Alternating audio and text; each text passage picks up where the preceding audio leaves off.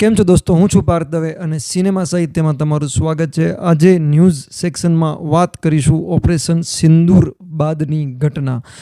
પહેલગામના આતંકવાદી હુમલા બાદ ભારતે પાકિસ્તાનના આતંકવાદી છાવણીઓ ઉપર જે પ્રહાર કર્યો અને એની સામે પાકિસ્તાનના સૈન્યએ ભારત ઉપર જે પ્રહાર કર્યો અને ભારતની ડિફેન્સ સિસ્ટમે તે ડિફેન્સ કર્યું, પ્રહાર ખમ્યો અને એમ કરતાં વચ્ચે સીઝ ફાયરની ઘોષણા કરવામાં આવી, એટલે કે યુદ્ધ વિરામ કરવામાં આવ્યો.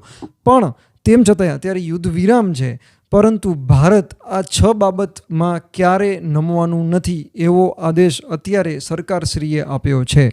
પહેલી બાબત, વેપાર પર પ્રતિબંધ. પાકિસ્તાનમાંથી જે આયાત થતી હતી વસ્તુ અથવા તો વાયા બીજા દેશ, પણ પાકિસ્તાનની વસ્તુઓની આયાત ઉપર પ્રતિબંધ મૂકવામાં આવ્યો છે. ઉપરાંત પાકિસ્તાનથી બંદર દ્વારા આવતા જહાજો ઉપર અને ભારતમાંથી પાકિસ્તાન જતા જહાજો ઉપર પણ અત્યારે તાત્કાલિક આદેશ આપવામાં આવ્યો છે કે એના ઉપર પ્રતિબંધ મૂકવામાં આવશે.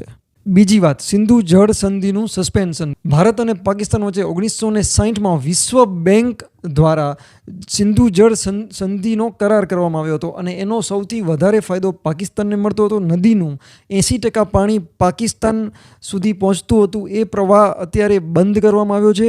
એ જે કરાર હતો એ રદ કરવામાં આવ્યો છે અને અત્યારનો આદેશ મુજબ તે બંધ જ રહેશે, એટલે કે નદીનું પાણી પાકિસ્તાન સુધી નહીં પહોંચે. ત્રીજી બાબત, અટારી ઇન્ટિગ્રેટેડ ચેક પોસ્ટ બંધ કરવાનો નિર્ણય ભારત સરકારે લીધો છે. પાકિસ્તાનના કલાકારો પર પ્રતિબંધ જારી રહેશે.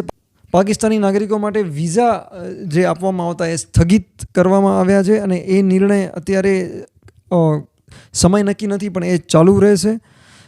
પાકિસ્તાન માટેનું હવાઈ ક્ષેત્ર બંધ છે, એટલે કે પાકિસ્તાનથી આવતી ફ્લાઇટ 30મી એપ્રિલ બાદથી ભારત ઉપરથી પસાર નહીં થઈ શકે, તે બંધ કરવામાં આવ્યું છે. અને પાકિસ્તાનની ફિલ્મો, સિરીઝ અને પોડકાસ્ટ ઉપર સદંતર પ્રતિબંધ મૂકવામાં આવ્યો છે. તેના કલાકારો ઓલરેડી બેન હતા. ઇન્સ્ટાગ્રામ ઉપર તેમના કોઈ પણ સેલિબ્રિટી, ફવાદ ખાન હોય કે માયરા ખાન હોય, તેમના અકાઉન્ટ ભારતમાં નથી જોઈ શકાતા. એ સાથે પાકિસ્તાની જે નેટફ્લિક્સ કે પ્રાઇમ જેવા OTT પ્લેટફોર્મ ઉપર ભારતમાં જે સિરીઝ કે ફિલ્મો જોઈ શકાતી હતી કે પોડકાસ્ટ, તે બંધ કરવામાં આવ્યા છે. આમ કરતાં પાકિસ્તાનને ઘણું જ નુકસાન થવાનું છે અને ભારતની છાપ વિશ્વમાં એવી પડશે કે ભારત અડગ છે. આ માત્ર યુદ્ધ વિરામ